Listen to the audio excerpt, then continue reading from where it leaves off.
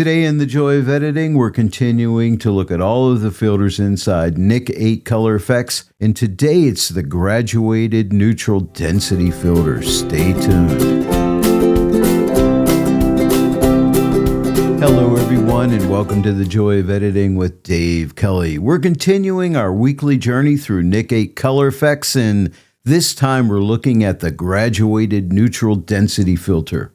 This is a super practical one. It's designed to darken bright skies and hold highlight detail so your image looks more balanced while leaving the foreground looking natural. I'll show you a few examples and a simple way to dial it in fast without making the sky look fake. And here's a quick heads up. If you're thinking about NIK Collection 8 or any DxO software, you can grab 15% off new purchases with my code Dave Kelly. Links are in the description and you can try any app free first. If you use my links, I earn a small commission at no extra cost to you. Thanks for supporting the channel. Well, let's go ahead and dive right in. I have NIK 8 Color Efex opened up. I have the graduated neutral density filter over here in the filter stack. It's turned off right now. Now, if you go to the left side of the interface, you'll see all your filters here, and there's really quite a lot of them, and they're all in alphabetical order. You're going to find the graduated neutral density filter right here. Just click the plus, it adds it to the filter stack. Or you could come up to the search bar and type in graduated neutral density and you'll find it really quick. We'll start out with this image. You know, the sky's a little bit light, the foreground's a little bit dark, and the graduated neutral density filter is all about evening out the image and getting it to look just right. We can work on upper tonality, as you can see right here. We have upper tonality, lower tonality, blend, vertical shift rotation, and then we have our shadow and highlight recovery right here, and of course an opacity slider. Let's go ahead and turn it on by clicking on this checkbox. Now, by the way, these are the default settings for the filter. So upper tonality lets you lighten if you move this slider to the right, the upper part of the image, or darken it. Let's take it the whole way to the right because I want to show you how these other controls work, and this will help us to understand. And then we have lower tonality. We can lighten up the lower tonality of the image and darken it. Let's darken it the whole way. Let's skip blend for a second and go to vertical shift. What vertical shift does, you'll see here in 1 second. I'm going to move this to the right. See what's happening, how it's shifting.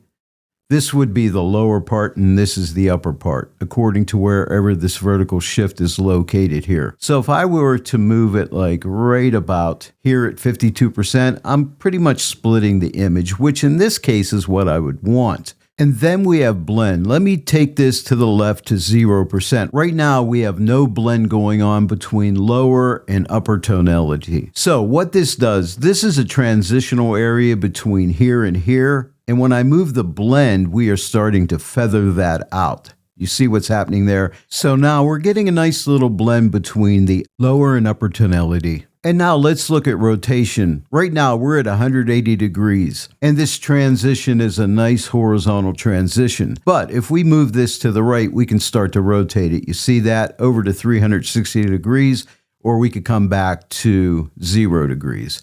If you double click this, it'll reset at 180. For the most part, you're going to use 180, but there are times when you need to rotate that horizon line a little bit, one way or the other, or a lot. Depending on the image, it really depends. I'm going to double click and reset this. Now, let's go ahead and reset this filter. So come up here to the hamburger menu, give that a click. You have two choices, reset filter, keep local adjustments. I don't have any local adjustments here. Or reset filter, delete local adjustments. I'll just click reset filter, keep local adjustments. And now we've reset the filter. And now let's adjust this image. Let's start with upper tonality. Again, I can lighten it or darken it. I want to darken it a bit, and I think I want it right here, like at minus 37%. And now lower tonality, I want to lighten up this lower foreground. So now we'll take the lower tonality and we'll move it to the right. And I'm going to take this over to right there, 44%. See how much better that looks? And now let's work with the blend. Let's give it a little bit more blend. And I think I'll take the blend over to 31%. So where the upper meets the lower, they blend in together. Now for vertical shift, you know, we can move this to the right or to the left, but it's going to be good right around 50%, maybe around 51%. And the rotation is good. I don't need to touch that. Let me shut this filter off. Here's before. Here's after. Big difference. This is a great filter and you got to really give it a try. Now, it's always good to check your shadows and highlights to make sure you're not clipping. So make sure your histogram's open. If it's not, just click histogram and let's click on the shadows first. We'll click this indicator right here and we can see we are clipping shadows. So we'll take the shadow protection slider and drag it to the right till the clipping goes away. Right there. And now let's click this to shut off shadow clipping. Now let's click on the highlight clipping, click right here. And we can see we have a little bit of clipped highlights. So take the highlight protection slider to the right till those clipping warnings go away. Maybe just a little bit more. Right there, they're gone. Now let me shut off the clipping indicator. And now let's shut off the filter. Here's before.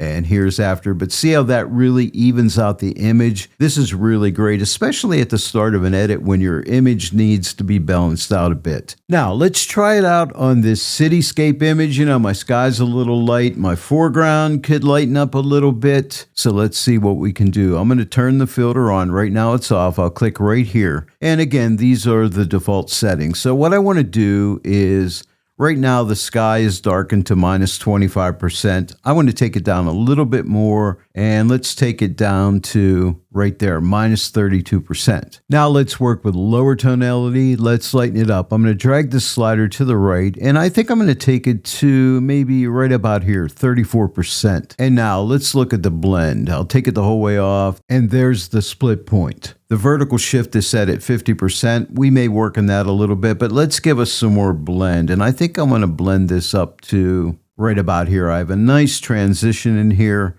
And now let's work with the vertical shift. I'm looking at these buildings here. Right now we're at 50%. We're splitting the screen. So let's move this to the right. And I think I'll take this over to right there around 71%. Now, notice that my foreground looks darker here because I changed the vertical shift. The upper darkening is moving more down into the buildings. It's splitting like right around this area right in here. So what we'll do is go back to lower tonality and we're going to lighten that up a bit. And I think I'll take it to right there, 86%. Now that looks good and I think my rotation is good. Let me shut this off. Here's before, here's after. What a big change here, and I really like the balance of this image right now.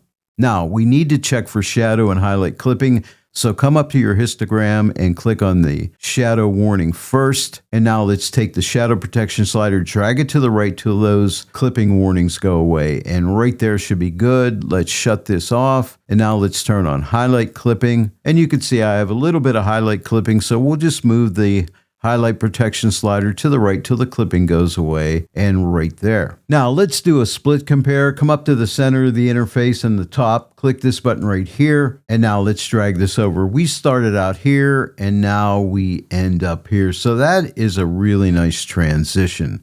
I really like the way this turned out. Now let's try it on one more example. Let's try it out on this seascape. Now the sky's a little light. I want to darken it just a little wee bit and lighten up the foreground a little wee bit. Right now the filter's off. Let's turn it on. Now these are the default settings. So let's start out with the upper tonality. So here's what I want to do in this image. I want to take this the whole way to the left to see where the upper meets the lower. And to help even further, let's take lower tonality to the right. So we can see the vertical shift point is right here at 50%. What I'd like to do is move it up so I'm right on the horizon line. So let's take the blend, take it the whole way to the left so we can really see the transitional point right here. So now let's move that horizon line and I want to move it up. So drag it to the left. See how I'm moving that up? I just want to move that right up to where the water starts to hit the sky, right there. And now let's take the blend and blend it to the right and just blend that transitional zone right to about here. I think should be good. Now let's go ahead and I'll double click lower tonality to reset it. And now let's adjust the sky with the upper. So I'll move this to the right. I just want to get that sky looking like it should. Maybe right about here looks pretty good. And now let's lighten up the lower by dragging this lower slider to the right. Let's lighten that up just a little bit, not too much, to maybe right about there. And now let's shut this off. Here's before, and here's after. But see how nicely balanced the image is now? Maybe I'm a little too light on the bottom, so let's drag the lower to the left a little bit more. I don't want this to look unnatural. Right there, let's shut this off. Here's before and here's after.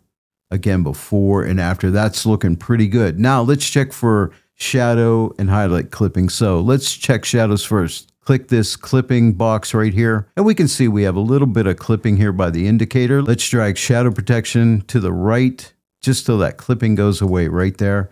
Now let's shut this off. Now let's turn on the highlight clipping by clicking this box, and we can see we have a little bit of highlight clipping. So just take the highlight recovery slider to the right, just till the indicators go away, and right there should be good. Now let's shut off this filter to see a before. So I'll click this box. There's the before, and here's the after. But look how we've nicely balanced out the sky in the foreground. And as I said, this is a good starting point to an edit where you really want to balance out sky and foreground. Go for the graduated neutral density filter right here in NIK Color Efex. Well, there it is, everyone. I hope you enjoyed today's video on the graduated neutral density filter in NIK Color Efex. If you enjoyed today's video, please give it a like and share it with your friends. And if you're not yet a subscriber to my channel, please subscribe, click the bell notification icon, click all so that you receive all notifications, and then every time I upload a new tutorial, you'll get notified about it. I want to thank each and every one of you for joining me today in the Joy of Editing with Dave Kelly, and I will see you all right here next time. But until then, happy editing.